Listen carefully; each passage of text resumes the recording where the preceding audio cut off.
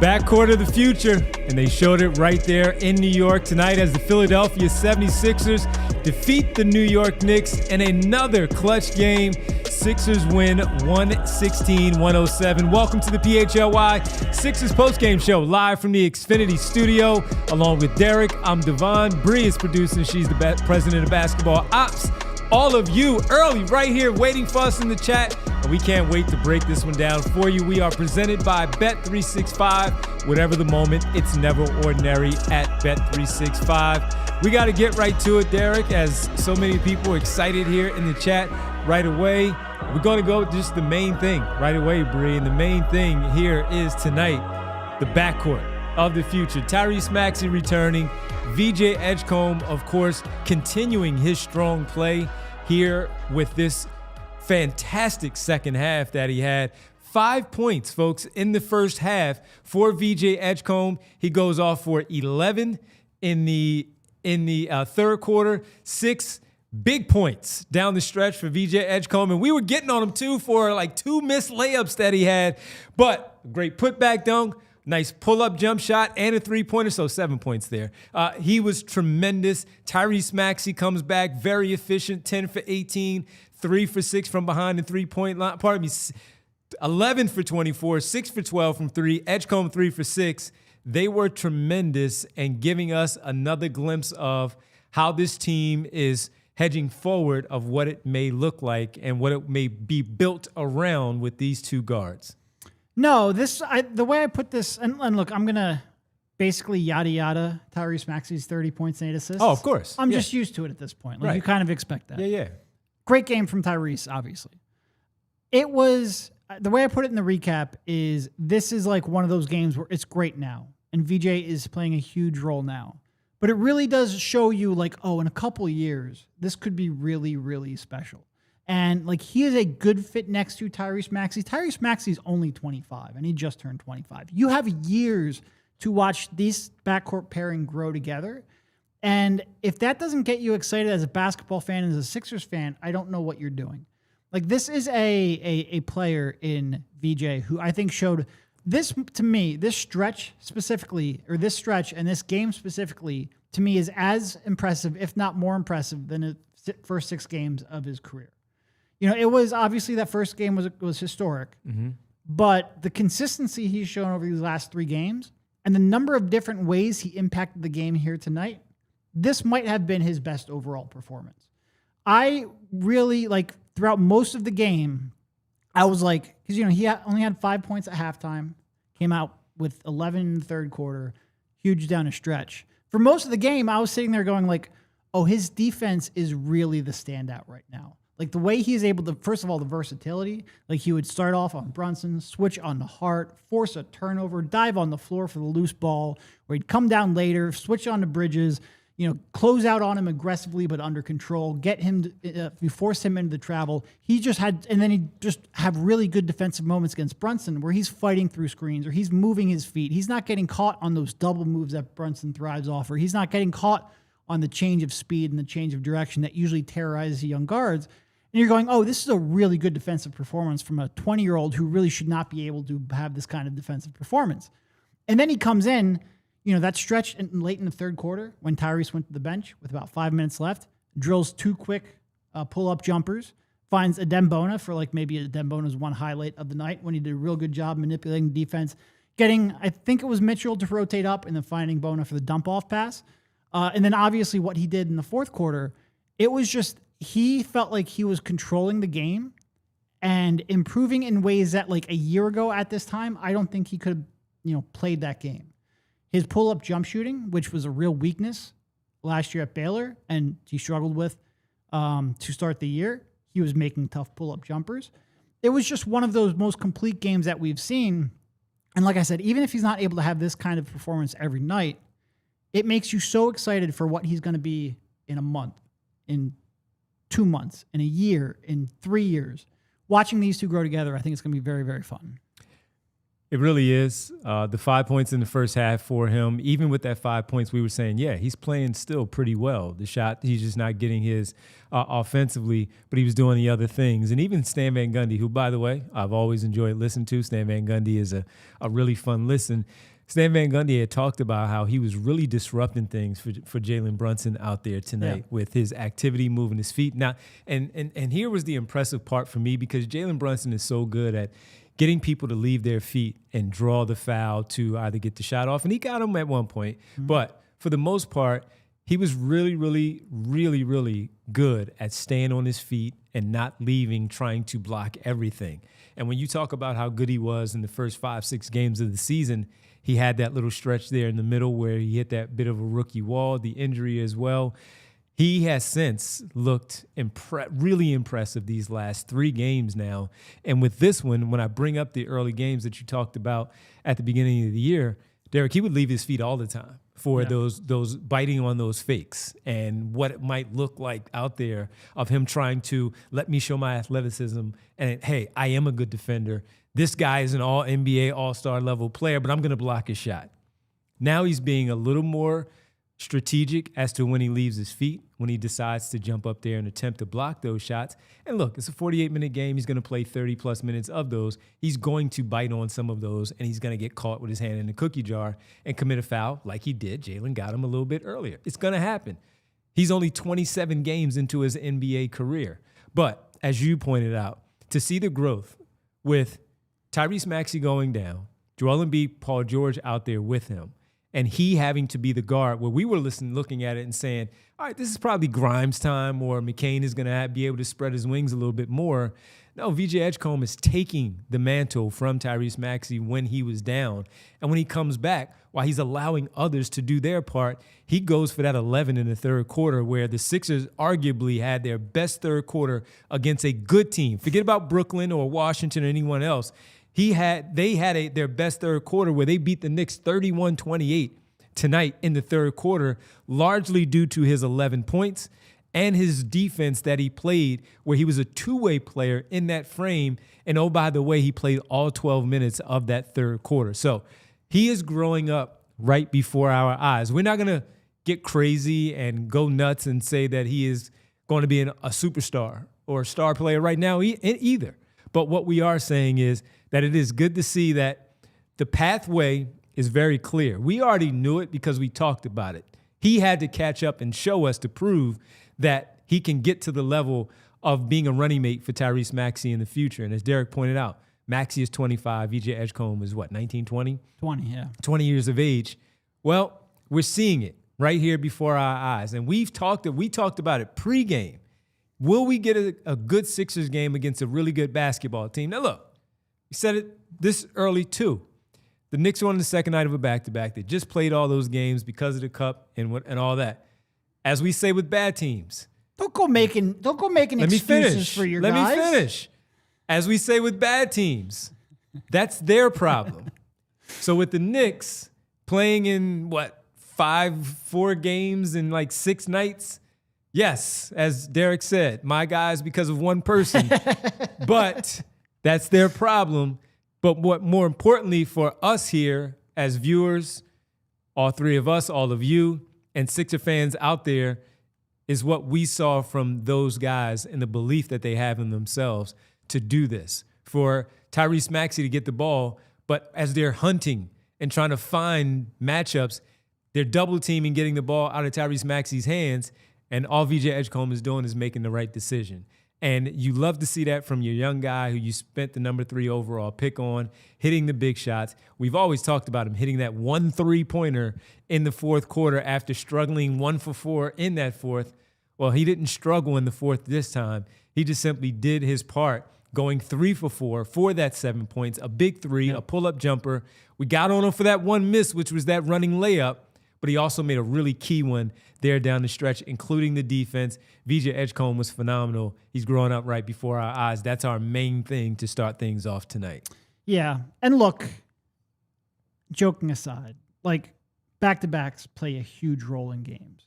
And I do think you can see that like early on, and this frequently happens, where like early on, the team on the back-to-back comes out. They have a lot of energy. They surprise you. They play some good ball. Maybe they get a lead.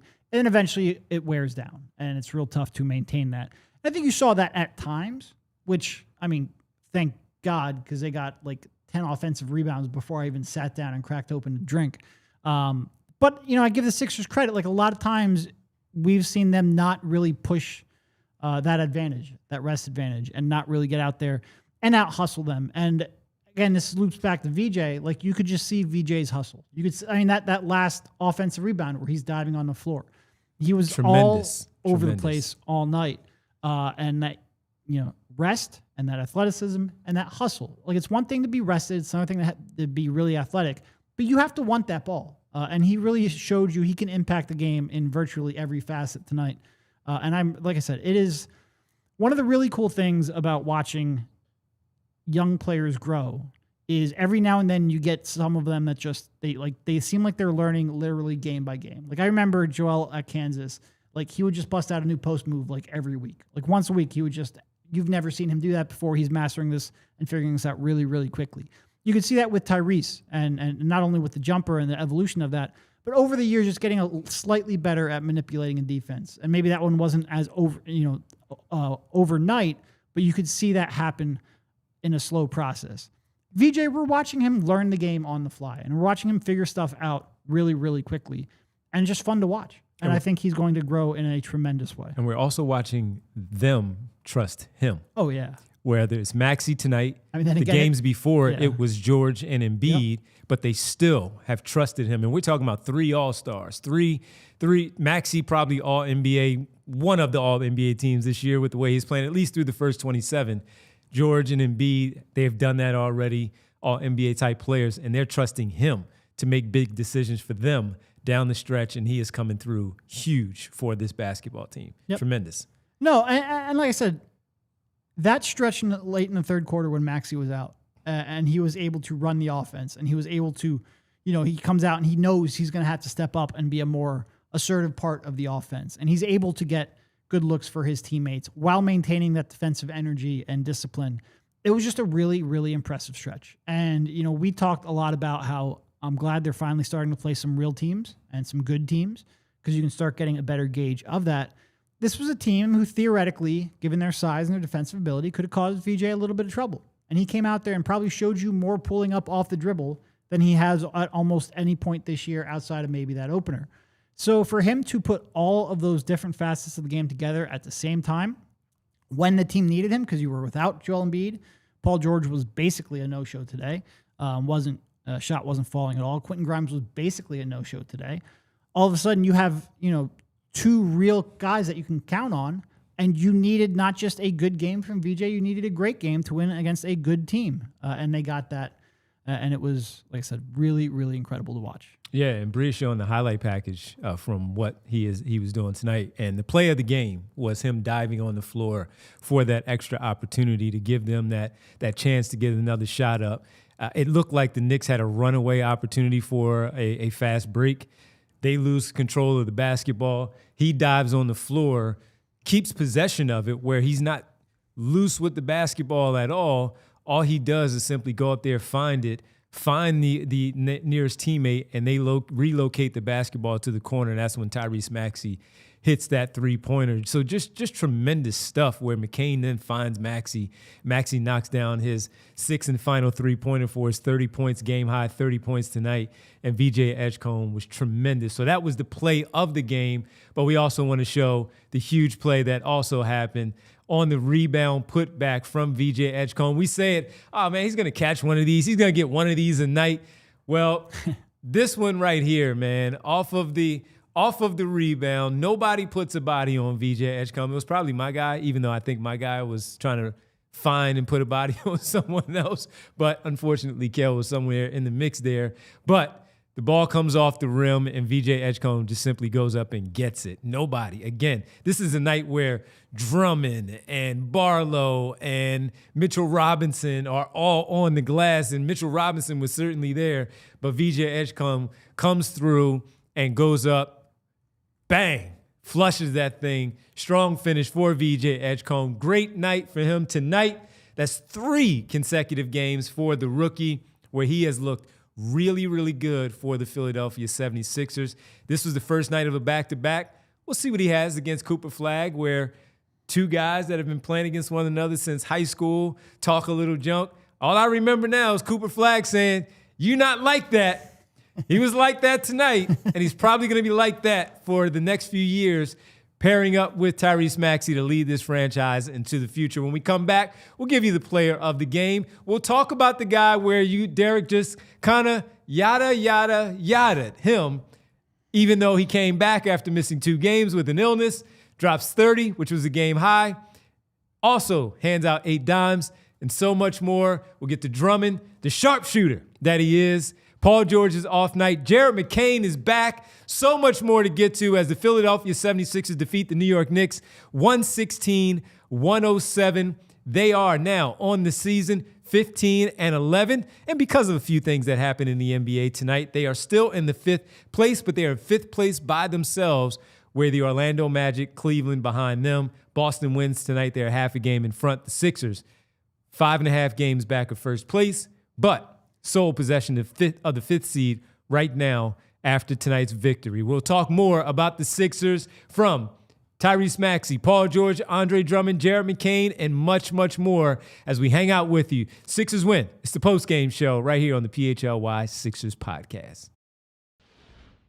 All right, family, we've talked like a family for so many years now. I got to tell you, as a family member for all of you, the easiest gift to give is Aura Frames. Yes, Aura Frames is the answer to every holiday gifting moment. You never struggle again to find the perfect holiday gift. This one is really, really cool. It's really good. You get unlimited photos and videos.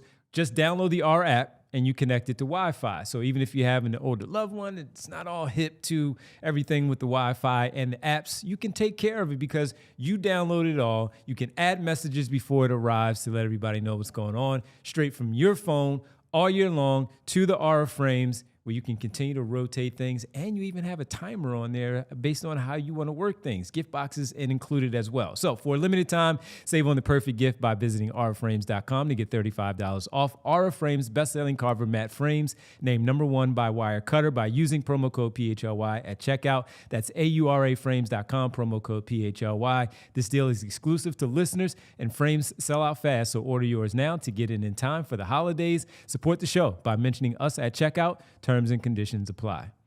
And let me tell you about our friends here, presented by We Are Bet365. Whatever the moment's never ordinary at Bet365. We asked you to tell us for our pregame picks. Hopefully you did. Maybe you didn't. All that. You know how it goes. You get some right, you get some wrong. But as one of the 90 million users worldwide, I was able to do so.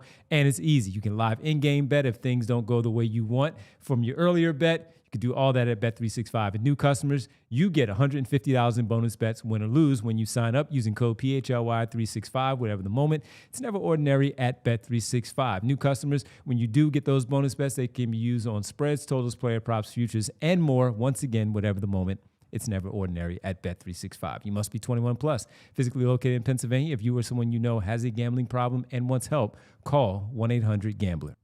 And we're back here on the PHLY Sixers postgame show presented by Bet365. I'm sorry, everybody.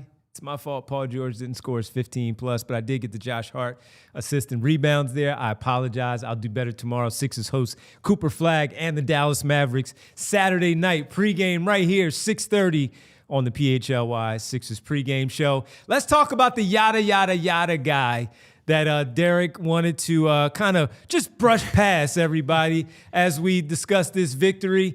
And he may not be the Togo unsung hero. You know what? Let's make Tyrese Maxey. Has he ever gotten this award? He's too good for it, but we're gonna give it to him tonight because Tyrese Maxey is the unsung hero because of the yada, yada, yada from Derek Bodner, presented by Togo, the leader in operations outsourcing. Tyrese Maxey tonight, coming back from an illness that knocked him down. All he had to do was stay in the house. Well, all he did was play 37 minutes and 49 seconds, 11 for 24 from the floor, 6 for 12 from 3, 9 assists, and a game-best 30 points. He didn't look fatigued and tired and all that, man. I don't know what kind of Pedialytes he was drinking and all that, but he looked fine to me, Derek. No, he looked very good. More than fine. It is. I do feel like there's probably a salary cutoff where you can't be unsung, and I feel like $37 million is probably above that threshold. But we'll give it to him for tonight. We'll use that going forward. Okay. Tonight he's the unsung. No, he was great, and the Knicks gave him way more room dribbling off of screens than I thought they would. They just lost him a handful of times, and I don't know how you can possibly lose Tyrese Maxey on a step back. But I guess when you're talking about a second-rate organization like the New York Knicks, that happens every now and then. Don't make me go get the hat, man. I'm surprised it's not here. No, I mean, look, he had it going on, 6 of 12 from 3. A bunch of them were, obviously the corner 3 at the end to ice it. A lot of the others were off the dribble. Even with the off the dribble ones, they had a pretty decent amount of space, and he made a bunch of them look like layups. I was really impressed with his floor game, though. I thought if this was a better shooting game from the Sixers, he could end up with 11, 12, possibly even more assists. He ended up with 9 on the night. I think he is we just got done talking about VJ and how it looks like he is, you can watch him sort of grow and figure things out in real time. I do think you are watching Tyrese manipulate the defense way more than he did in previous years. He does seem like that work he put in the offseason. He talks about this all the time of trying to get a group of guys together to, throw extra defenders at him in practice and try to simulate game action. It's kind of tough to simulate game action when you don't have 6'8", 6'9" NBA athletes running at you. But it does seem like a lot of the work that he's put in over the last 2 off seasons are starting to, show real fruit of that work. And it is one where we don't have nearly as many post-game shows of people running in here going oh, they needed a true point guard, or oh, they need a better passer. I think Maxey has graduated to maybe not being the pure point guard that I think a lot of people still envision a team needing, but I think a good enough passer where he's taking the most out of the attention he's receiving and creating opportunities for his teammates with pretty good regularity. And like I said, if this was a game where Paul was shooting better or Quentin was shooting better, or if you could have gotten Drummond a few more threes, since he's apparently a 75% three-point shooter, he could have had a really big assist night. But I think he had a really good overall floor game. Yeah, he really did, man. And you could see it right from the start. I think he had 8 really quick for the Sixers, including 1 real deep 3. But you could see the speed was still there as he was sizing up his defenders, trying to get by them, to finish with the runner off the glass. He had that, which opened up the other things that we talk about, from the assists, the step-back threes, and the mid-range game where he has that pull-up pretty much mastered right now, shooting over some of those longer defenders. He was really good. Active defensively, too, which we've talked about a lot. He was really active defensively, getting his hands in there, and had another pick 6, which he's Allen Iverson-like this season, where he's taking those gambles and he's winning more often than not with those defensive plays. Yeah. So that's really coming off of the break. Look, he was sick, and we already knew what the schedule was going to be like. 2 games, 4 days off. 2 games, another 4 days off because of the NBA Cup. So he may not have been sick the entire time, but the schedule worked out perfectly for him because of all the minutes that he has logged so far through the first 20-plus games.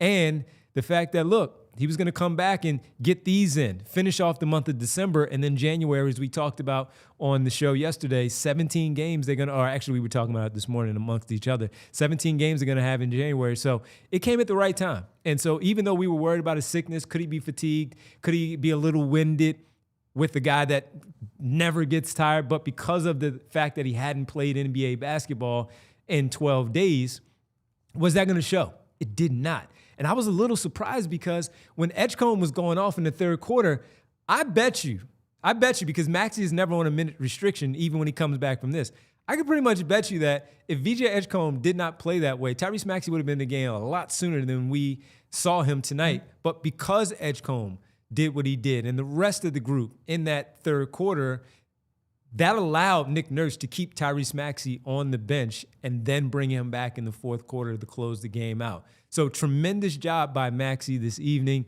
and it just continued to show how he tried to put pressure on the rim and then open up things for his teammates and himself for those outside shots. I said the defensive part, and I saw you wanted to jump in, and I kept going.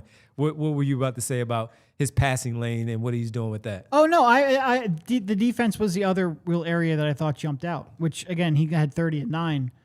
Defensively, I think it was just another game where he showed he is way more active, way more engaged. And quite frankly, when you're asked to carry that kind of an offensive workload and you also have that kind of energy, I don't think it was just jumping passing lanes either. there used to be a lot of debate over whether Iverson was actually a good defender or whether he just jumped passing lanes. And I think for the most part, he just jumped passing lanes. Yeah. But he was great at it. He was great at it. Great at it. He just wasn't. And then he was awful at everything else defensively. I think Tyrese, like the effort is consistent. I think he's fighting through screens, even when it's not to get a steal. I think he is trying to make the most of his, obviously overmatched at time size for a player who has to do so much offensively and carry the team like he does. His effort level on defense, with again the exception of maybe an occasional getting back in transition, is really admirable, and I give him a ton of credit for that. Yep, absolutely. That is our Togo unsung hero of the night, Tyrese Maxey.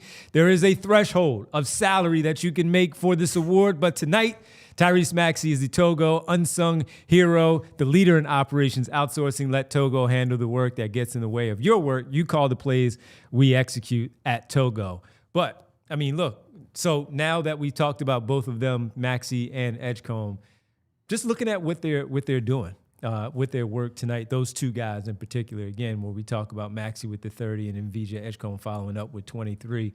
53 in your backcourt, man. They only turned the ball over 4 times, both playing over 37 minutes tonight. That was really good work. And look, by the way, folks, they had They forced the Knicks with 8 turnovers early, and the Sixers in the first half, let me just check it one more time. Sixers had 3 turnovers in the first half, 8 for the Knicks. They coughed it up a lot more because the pressure started to pick up for the Knicks because the Sixers just weren't going away. They weren't laying down. And they really handled that pressure pretty well. And we'll talk about Jared McCain later. But he was also one that he had ball handling responsibilities, and they did their job. Yeah. And this was a game where I really thought New York's length, and OG specifically, like for a guy who's finished with 2 points and I think 0 in the first half, he had an incredible first half. Yeah. Because I think he really disrupted the Sixers guards on offense in the first half. And I think they adjusted very, very well. And, McCain is kind of like the one that we haven't really spoken much about. And look, when you just look at the box score, 12 points on 10 shots, 1 for 2 from 3-point range, it doesn't really jump out. But I do think, first of all, I think he did a better job getting to his spots. I think his passing is and ball movement and connective passing continues to show signs. And I think I saw somewhere, I didn't get a chance to verify this because we're in the middle of a live show, but I think I saw someone say that McCain, Maxey, and VJ either scored or assisted on every point the Sixers had in the fourth quarter. And this really was a game where, you didn't have very many people you could rely on. You needed your guards to carry you down the stretch when you have him beat out and Quentin is struggling and Paul is struggling. And all 3 of them stepped up in a big way against a matchup that has certainly difficulties. And look, I think, Brunson is obviously someone you can attack defensively. Kolek, someone who we talked just about got Kolek absolutely in the pregame, and they absolutely hurt. We saw the whiteboard, everybody. We knew it was about to happen. Yeah.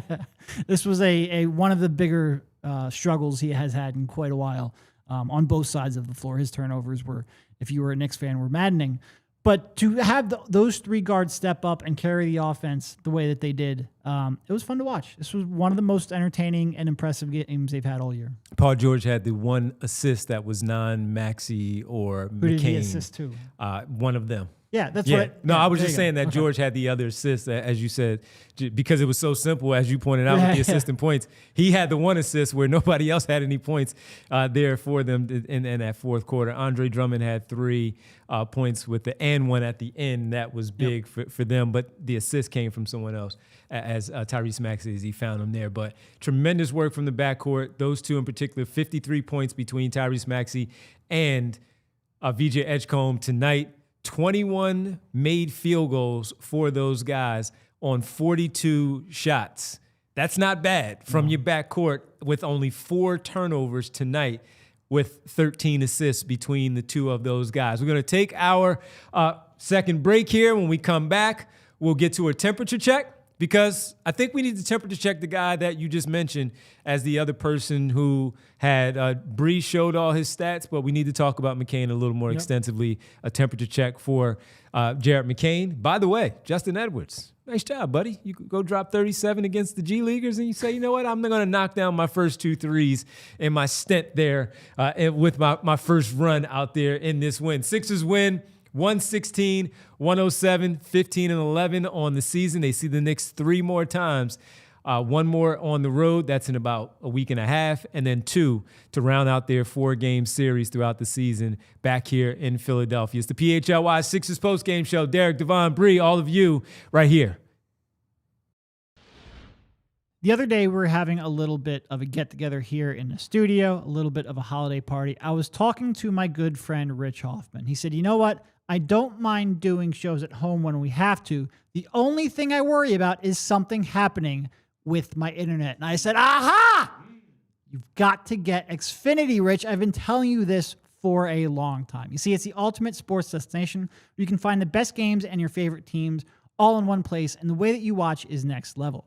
You've got all the action right in your living room, plus with Xfinity's best picture and sound with enhanced 4K, it's so clear that it feels like you're in the arena.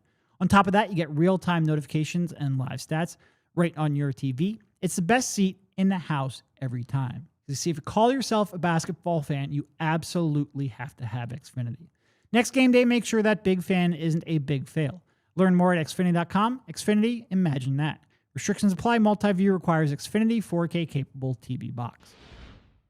Guys, we all know I am the absolute worst at 2 things. 1, procrastinating home improvement projects, and 2, actually executing the home improvement products. That's why I love Ace Hardware Home Services so much.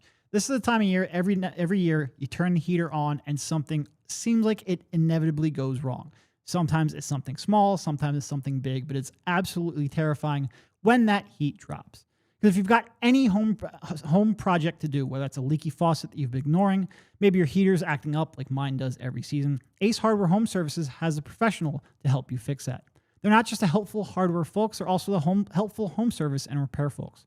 From furnaces and boilers to electrical and plumbing, they've got trusted pros to keep your home cozy all season long. They're bringing helpful home, the helpful you love, from the store now to your front door, from Philly to the Jersey Shore. When the temperature drops, having your heat running isn't just nice, it's a must. So let Ace Hardware Home Services get it done right the first time. Visit acehardwarehomeservices.com to get started on your next project. We're back here on the PHLY Sixers post-game show with the huge win. One of the best wins of the season, I'd imagine. And we need some more likes, everybody. Please hit the like button. If you like the win, number 1, you're here because you like the win and you like how we're reacting and breaking the game down here with you on the show. Hit the like button. Like and subscribe if you have not done so already. We would appreciate that. And then pass the word around to all your family and friends that this is the place for you to be after Sixers basketball right here on the PHLY Sixers postgame show. And it also tells you and me and Derek how much you love the job that Bree is doing by hitting that like button. So please hit the like button and also spread the word, like and subscribe here for the PHLY Sixers postgame show. I do like how you use the person with the highest likability quotient on this show as the one to try to get thumbs up. There's no shame in my game. Yeah, because there's some people who are annoyed at me for sure. Probably a few people who are annoyed at you, but less. But nobody is annoyed at Bree. So please hit that thumbs up so we can prove that. Please do, everybody. Let's get to the Ace Hardware temperature check. Who's heating up? Who's cooling off with the Ace Hardware temperature check? Visit Ace Hardware Home Services online at acehardwarehomeservices.com. Jared McCain off the bench. Yep. Hit his first couple of baskets, 2 for 2, 5 points, and 1. Nice, got to his spot, as you talked about. And when we mentioned, all right, you know what? I got to dap my guy Derek up here on this one because pregame we were discussing it. Is this a night where he can go at Tyler Kolek? He's not as fast, and he can maybe shoot over him and all that stuff. Maybe gets by him, get to the basket. Boy, did he listen to us. It's almost like he was a subscriber to the PHLY Sixers pregame show, and Jared McCain, took our notes and decided, you know what, I'm going to attack Tyler Kolek to get going. And boy, did he do that, because it wasn't just VJ Edgecombe and Tyrese Maxey hunting that switch. It was Jared McCain saying, oh, I have Tyler Kolek. Guess what, buddy? Let's have at it. And I'm going to make you pick up a couple of fouls and all that stuff. Tyler Kolek, it wasn't his night, but Jared McCain, good to see that he had a shooting touch. Yeah, no, and look, like I said, it wasn't like a huge Jared game. Even compared to like the 5-game stretch he had earlier, it wasn't a massive game. But he was playing down the stretch ahead of some pretty high-profile guys and some guys who have played a lot of minutes in George and Grimes. and some guys who you have a lot invested in. And Barlow, just depending on how you want to match up. And some guys who you have, like Quentin has a lot to play for. And he was playing down a stretch on merit. And like I said, it wasn't necessarily because he was shooting lights out from three-point range. I just think he was making a lot of pretty good decisions with the basketball, especially down the stretch. You know, I do think making those first 2 shots certainly helps calm you down. Maybe it gives you a little bit of confidence that you will actually be in the game for more than 13 minutes. It was a composed effort from Jared, is what I would say. I just think he did a really good job of catching the ball. You know, there was like 1 or 2 where I thought, specifically the OG block, when he turned down an open corner 3. I thought he maybe should have pulled that one early. Yeah. But for the most part, I think he did a good job of like realizing when he could get a step on his defender, taking a couple of dribbles, and then rotating the ball. And I think whenever you have somebody who can shoot like that, and then who can also make pretty good decisions off the bounce like that, it's just going to open things up with your offense. And I think they needed a little bit of stabilization from Jared, and I think they got it here tonight. No, it was good to see, man. I mean, again, he saw. Sometimes you just need to see a defender across from you, and you're like, all right, I can get by this guy. Yeah. Hey, look, we make the jokes like, the white guy, I'm going to go right by him. And Mike Brown even made the joke of, not comparing Tyler Kolek to TJ McConnell because he didn't want to do that with the white guys and all that stuff. But look, no, sometimes you just need a defender. If it was Jordan Clarkson or Jalen Brunson and he said, you know what? I can get by these guys and I can get to my spot. We're about the same height. I can have some success. And he did that, man. And to get that first one to go when he got that jumper. And look, what I thought, and it was, you know how sometimes you see players, Joel has done it this season too, the 4 for 21 game where he couldn't hit a shot, he makes a 3 or whatever, and they all raise their hands and saying, thank goodness and all. As soon as he made that turnaround jumper, Jared McCain, for his first basket, he smacked his hands like, thank goodness. I saw a shot fall through the rim and through the net. All right. Then he comes back down. He gets the and one. He makes the free throw as well. And you saw an active Jared McCain. So he got some early success, and he used that as something that, okay, maybe this will get me going. And then when he did have Brunson or Clarkson or Kolek in front of him, he did not hesitate to do what he felt like he needed to do to get some points on the board. I was questioning it a little bit. In the end, as you said, he was over some bigger names in the final stretches of the game.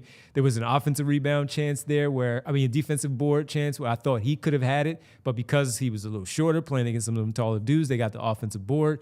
Another shot they missed, but he also picked up a pretty big rebound there in traffic against the big Knicks front court that was down there, and he came through with it, found Tyrese Maxey, allowing him to advance the ball up the court for their possession. I don't remember what happened, but it was more about McCain getting that. So we don't know if this is going to be something that really ignites him and gets him going. We've seen it before, and we've also seen it go back the other way. But this was good tonight, where we're temperaturing check this guy because of the fact that he struggled so much out there on the floor, where Nick Nurse just had no faith in keeping him out there, and where we thought he might have some troubles because of the length of Kale out there and then OG Anunoby and some of the other defenders that they have. We also thought he might be able to take advantage of those 3 guards, one in particular, and that was Tyler Kolek, and he did that. Will it carry over to the next game against the Dallas Mavericks on Saturday night? I don't know, but this was a positive sign to see this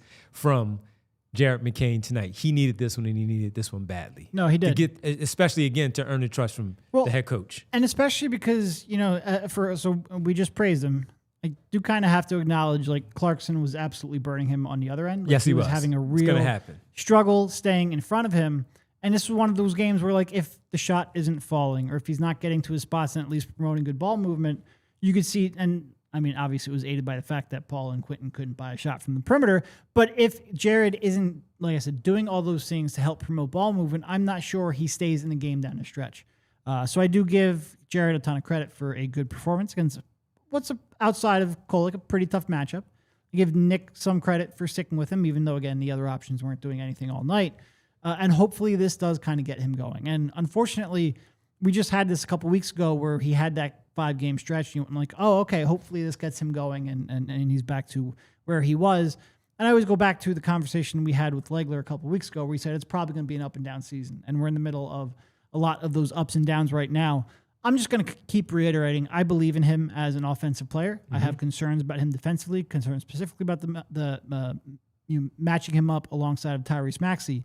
But boy, do I love it when he is playing good, because it just really helps get an offense going. It really is additive for every star that you have on the roster, whether that's playing alongside of Tyrese and VJ, whether it's playing alongside of Joel, whether that's with Paul George. He has a skill set and a combination of catch and shoot, off-ball movement, and ability to attack closeout and make pretty good decisions with the basketball that I really like. He just makes things flow so much easier. And I hope this is the start of a good stretch for him. He's heating up, we hope. But he heated up tonight against the New York Knicks in their win. It's the Ace Hardware Temperature Check. Jared McCain, the player who is heating up with Ace Hardware Temperature Check. Visit Ace Hardware Home Services online at acehardwarehomeservices.com to get started on your next project. When we come back, the guy is heated up from the perimeter, from the three-point line, and he still had a double-double by doing so. Andre Drummond. We got to talk about him. We must talk about Paul George and his 2 for 10 tonight. Maybe that's just because he's going to go 10 for 12 tomorrow night against the Mavericks. But we'll talk about it all, including Dominick Barlow, it was a weird game, but he was still good because he didn't play a lot, but he was still good. But we'll discuss it, and then we'll preview the Sixers, Mavs, Cooper Flag coming into town. Derek will be in the arena. Roy Burton in for Rich tomorrow. He'll be hanging out with Bree and I here on the pre- and post-game show tomorrow. We'll preview all of that, continue the conversation with you. Roll call. We'll set the schedule for Saturday here on the PHLY network because, man, is it busy. We'll do it all. Final segment on the other side. Sixers, big Sixers win, 116-107 over their Atlantic Division rival, the New York Knicks. Guys, this is a time of year where we're all going to a ton of get-togethers. Maybe you're visiting family and you need a little bit of that liquid courage to help you get through those awkward family conversations. Definitely been there. Or maybe you're at a company holiday party, just as we were the other day. And as we were hanging out celebrating, I ran right to that refrigerator to grab a raspberry crooked tea, my personal favorite. See, everybody's got their favorite hard tea, but have you ever turned the can to read what's actually in it? You can't because they don't tell you. And while they hide what's inside, Crooked Tea brags about it. Crooked Tea brews real USDA organic tea for real flavor with zero sugar. No fake junk hiding behind the label. What you see is what you drink. Next time you're at the store, flip the can. If you can't find the ingredients, just put it back. Then grab a Crooked Tea. Zero sugar, real tea, fully transparent. Because you know what? Real recognizes real. So why drink the fake stuff? Crooked Tea, the only thing better is a strip sack in the Super Bowl. Visit crookedtea.com to find a store near you. It's that time of the year, everybody, where you're either hosting for the holidays or you're over someone else's house and crumbs are dropping all over the place and you can't pick up everything because you can't see it. And you know what ultimately happens? You get some uninvited guests. And let me tell you about a local business that'll help you get rid of those uninvited guests. That is the great people at Evans Pest Control. Let me tell you about the local business that's been helping Philly owners and business stay pest-free for many, many years. Evans Pest Control. This isn't some giant national chain. They're a family-owned, community-focused pest control company right here in the Philadelphia area, and they've been earning the trust of neighbors for years. Listen, you don't want pets knocking on your door. They don't knock and tell you. They just show up. You don't need that, and this is the best place with a real business instead of a call center. So if you see signs of pets and you just want to prevent them before they start, maybe reach out to the Evans Pest Control. Visit evanspestmgmt.com to schedule your free consultation. That's Evans Pest Control at evanspestmgmt.com. All right, we're no pests. We hope not. Welcome back to the PHLY Sixers post-game show. We're pests? We're pestering people? I mean, I certainly am a little sarcastic. I could see some people thinking I'm a pest. Well, I'm going to pester you one more time. Hit the like button, everybody. Hit the like button. Let us know how we're doing here on the show and continue to watch tomorrow. We're back here, 6:30, Sixers, Mavs, VJ Edgecombe versus Cooper Flag, the number 1 overall pick. Hit that like button, everybody. Tell everybody else to hit the like button. Please hit the like button here for the show. All right, Andre Drummond tonight, double-double, 3 for 4, I believe it was. Let me double check. 3 for 4 from 3, 13 rebounds, 14 points. He played 32 minutes, 18 seconds, and he only had 3 personal fouls, had 1 steal, had 1 block. He played a really good game. I was actually surprised that he did as well as he did against that front court. Mitchell Robinson matched him because he was also great off the bench with his double-double, 21 and 16, which was their game high, which was the game high. 21, and he also made 7 for 8 from the free throw line. Where was that against the Pacers, Mitchell Robinson, in the Eastern Conference Finals? But just make sure you make them this time around, next time in the Eastern Conference Finals. I'm okay if you miss Mitch. I'm okay. Well, I can see why you would want that tonight. Andre Drummond, man, look, first the three-pointers. Derek, he's not hesitating anymore. He's just catching, lining up, and he's having faith in what he's lining up and what he's letting go off of his fingertips. Yeah. No, it is the corner three when he's open with plenty of space. Corner three. I'm not even going to say that. Yeah, it's not the right thing. No, it's not. It's not.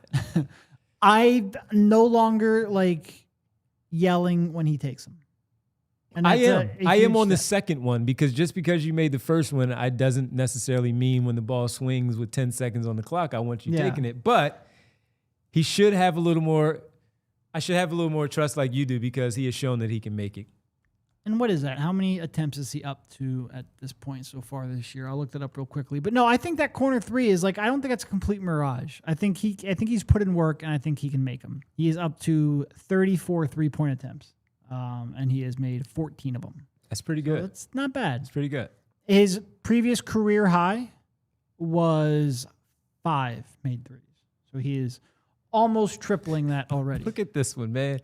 He's just caught it and just fired it up right away, man. Now, I don't necessarily want like early clock threes, and he takes some of those. But that's what I'm saying. I don't like. Yeah. Like there is some conditions that I would attach to that.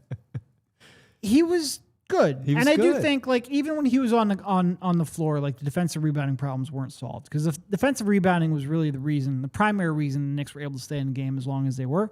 If either Paul George or Quentin Grimes make a few more shots from the perimeter, Sixers as a team were pretty good from 3-point range, but those two specifically were struggling. Or if they clean up the defensive glass, they probably win this one pretty handily. Knicks ended up with 21 offensive rebounds on what we're talking about 49 missed shots. You cannot give up a nearly 50% offensive rebounding rate to a team and win very many games. There's a point where they had like 20 offensive rebounds on like 40 missed shots. You just can't do that. You can't do that. And I think Andre was, of the problems, Andre was probably the least of them. He still gets caught in the middle at times, especially against a team like the Knicks, who have someone like Brunson who's so good at getting in the middle of the paint and drawing that defense up. Like he's going to be caught in no man's land a little bit. I think most of the rebounding problems were as a team. Yeah, he did his. You needed help from some others. Barlow was also good. Bona, I think, was a disaster on the glass, and we'll get to that, I'm sure. But when Drummond was on the floor, I think that was a team failure more than it was a Drummond failure. Doesn't mean he was perfect on the glass, but certainly he was the biggest contributor. I mean, outside of him, Paul George had 6 defensive rebounds, and nobody else had more than 3. You just needed more help from everyone on the glass, which is typical when you play the Knicks, as we learned a couple years ago, because they have guys who will crash the glass from everywhere. They had something like 7 players who had 2 or more offensive rebounds. Obviously, Mitch does most of that damage, or does a good chunk of that damage, but they get contributions up and down, and the Sixers didn't put a body on a lot of them. But Drummond specifically was real good. It was another stabilizing performance from him. Yeah, man. 6 offensive rebounds from Mitchell Robinson, to your point, but Andre Drummond was really, really good. Yeah, he had 4 players overall with over 3 offensive rebounds tonight. 3 different Knicks had 2 offensive rebounds in New York's loss tonight against the Sixers. All right, we do need to talk about Paul George and his 2 for 10. Got good shots. Yeah. They just did not fall. Is this the same case of like a Joel Embiid 4 for 21 where you got good shots, it just didn't fall? You're not worried? Or are you a little... I think it's mostly that. I think with Paul, even when he's going great, he's never going to be like a get to the rim every time down kind of guy. He's going to need that jumper to fall. And early on, it felt like, especially, I think he started 0 for 6 from the field. Yes, he did. And I think they were mostly good looks. And then he finally got one to go, and it was probably the worst shot he took all night, where he just dribbled around for 8 seconds and hit a real tough fall-away jumper. That's the one where he lost the basketball? Yeah. Look, I think for the most part, he played pretty good defense throughout. I think he had pretty good ball movement and made some pretty good passes. I think he contributed on the glass, maybe the only non-Drummond player who did, but I think he helped you on the glass a little bit. And I think the shots he got for the most part were good.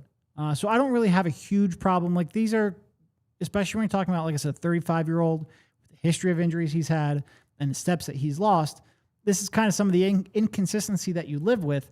You just hope that A, he helps you out in other ways, which he did tonight, and B, you have enough talent on the floor that you can overcome a tough shooting night, which you did tonight. Yep. And he also, I'll say this too, just because we're talking about a back-to-back and we'll see if he plays. I think he might, and I'm very encouraged. If, of course, I think we'll all be encouraged if he does. He played 33 minutes again tonight.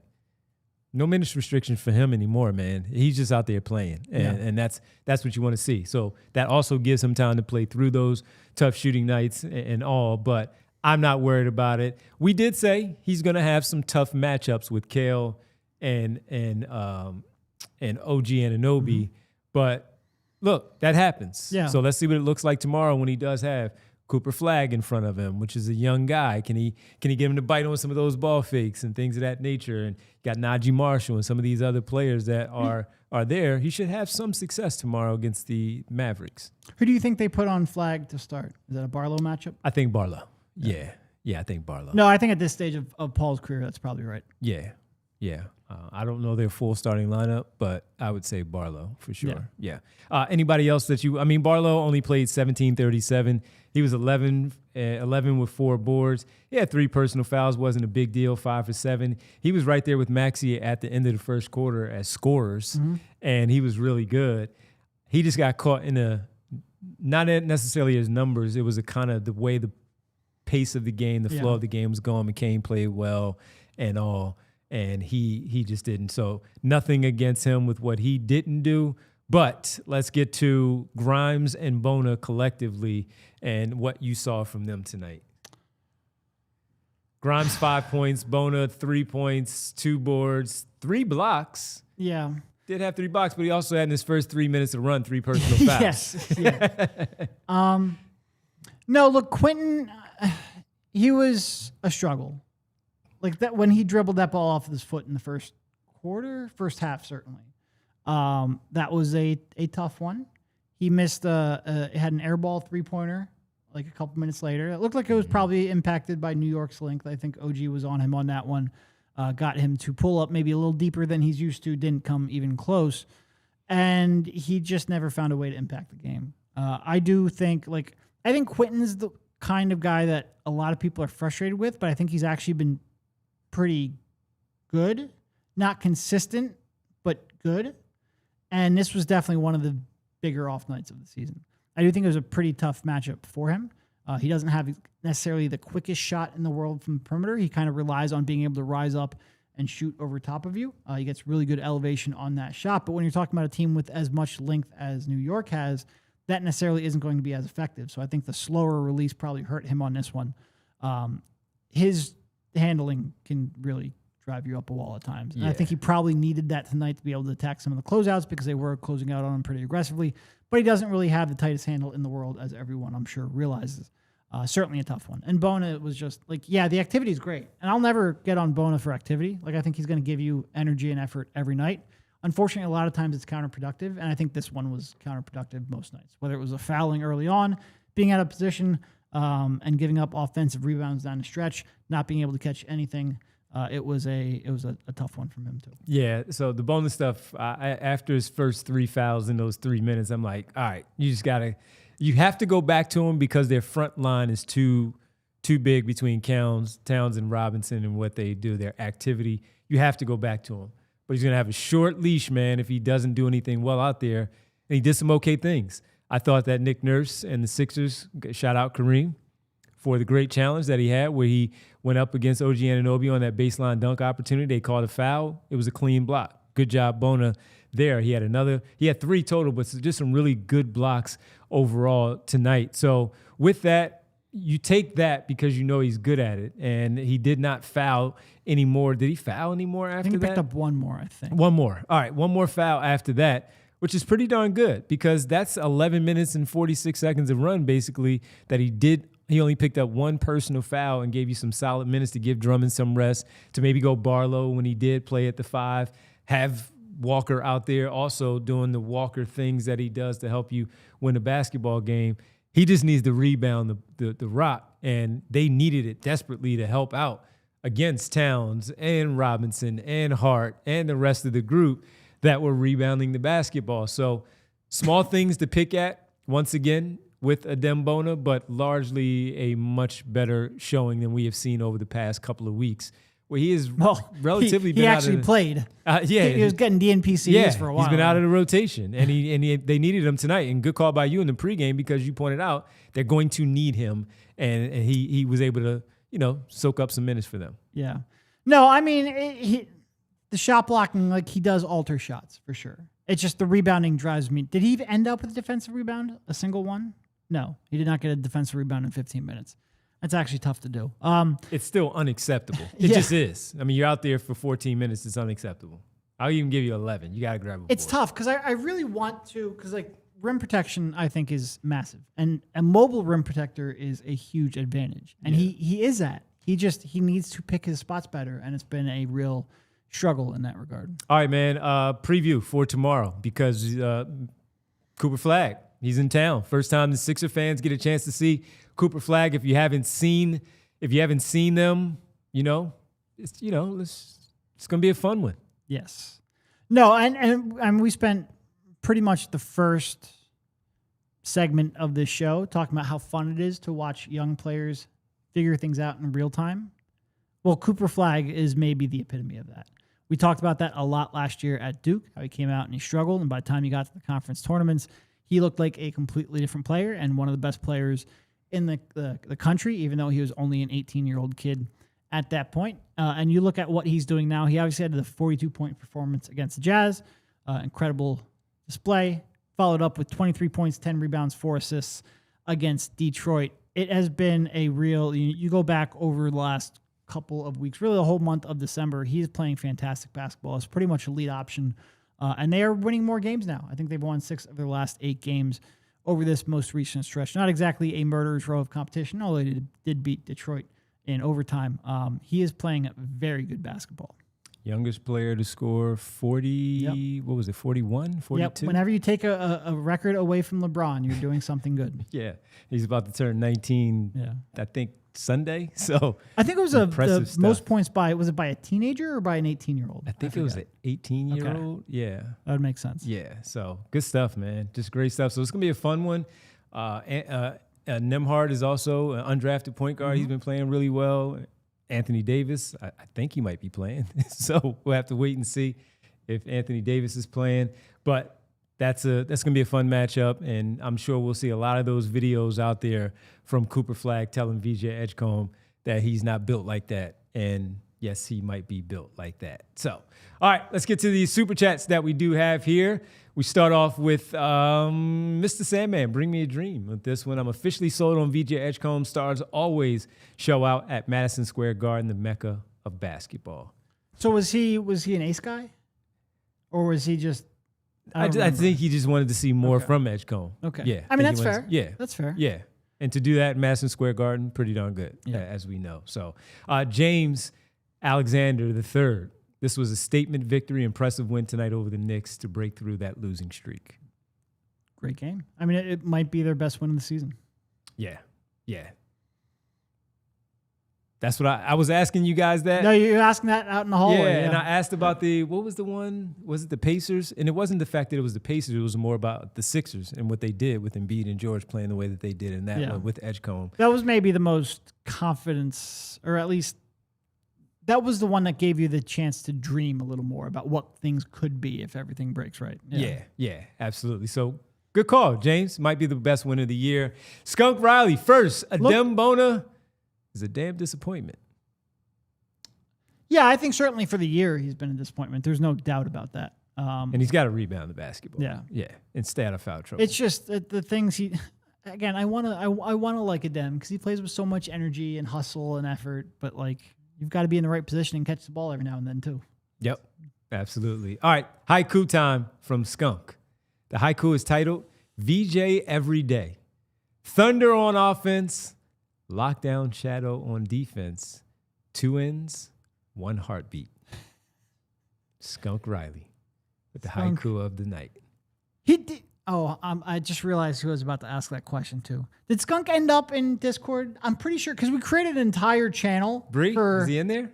I think he stopped in, right? He's in there, yeah. Because we created an entire channel for him and these haikus. He is a incredible amount of creativity there, Skunk. We appreciate you. Appreciate it, Skunk. Thanks to all the super I just can't believe I chatters. almost asked you whether somebody was in Discord. I'm like, ugh. Discord You're is not up gonna right know. here on my screen. Okay. We're going to overtime, everybody, on a Friday night. Thank you so much for hanging out with us on the postgame show. We'll be back tomorrow, 6:30 pregame, Sixers, Mavs. All right, as we get ready to say goodnight to everyone, hope you all enjoyed the game, had a great time hanging out with us, both pre and post game. We got to tell you about the schedule tomorrow here on the PHLY network. First up, what do we have tomorrow? First up on the schedule. Tomorrow we have, as I look at my schedule right in front of me for Sunday. Flyers at 12. Flyers pregame. are at 12, everybody. So make sure you are in there at 12 for the pregame coverage and the postgame there after the Flyers take care of business as well on Saturday. I'm just trying to run through everything here. You forget what day of the week tomorrow I was? am, yeah. That's about a 3 o'clock postgame. Then you have Washington football squad hosting the Josh Harrises, hosting the Philadelphia Eagles. If the Eagles win, they clinch a playoff berth and the division. So, First back-to-back division winners in what, 20 years? yeah, man, it's crazy, isn't Wild. it? Yeah, it's crazy. So you get that. You get Flyers, Eagles. They'll have their post game. So the game starts at about 5. They'll have it somewhere in where, like 6:30, 6:45, somewhere around that for the Eagles post-game show. We start at 6:30. So multiple laptops, televisions, your phone, whatever device you have, turn us on right here on the PHLY network because we're going to be with you all day Saturday for Flyers, Eagles, and then Sixers right here on the PHLY network. It's going to be a busy day. 3-0? Yeah. Are you trying to think Honestly, of the Flyers schedule? Well, I mean, first of all, I don't know a ton about hockey, but back-to-backs always concern me, too, with the Sixers. As long as we get the important one, as long as the Eagles take care of business, whatever happens with the other two happens. By the way, Flyers take on the Rangers tomorrow. 17-10-6 for the Flyers, 17-15-4 for the Rangers up there in New York. So back-to-back New York games for your winter teams in the Garden, and we'll see if the New York Rangers will fall like the Knicks did against the Flyers in Madison Square Garden tomorrow. All right. Sir. And you know, the Birds take on the Washington football team. They played them twice in these last 3 weeks. Buffalo the next week and then Washington to close out the season. And let's see if they can get to about 11 wins. Yeah. Definitely 10. Just devastating how they couldn't follow up last year's success. Breaks my heart to see the Washington football team struggle like that.